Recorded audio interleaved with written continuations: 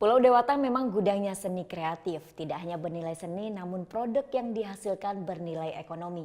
Seperti salah satu produk kipas asli Bali yang dibuat oleh putra daerah yang sudah menembus pasar luar negeri.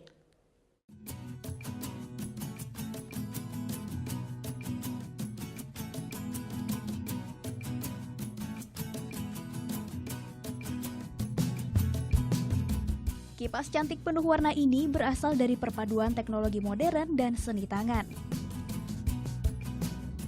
Konsep ini dirancang oleh Ketut Wiranantaja, pria 60 tahun yang merintis dan membesarkan bisnis kipasnya, Wiracana. Menggeluti dunia bisnis yang belum banyak pemainnya bukanlah hal mudah. Di satu sisi menjadi peluang pasar menjanjikan, di sisi lain perlu kerja ekstra keras untuk mengembangkannya. Jadi tukang kipas, tidak mau yang lain. Yang dulunya kerja suplai barang ke hotel, amenities, apa macam-macam, patung ini itu, sepeda motor bisnis, macam-macam. Lupakan itu semua.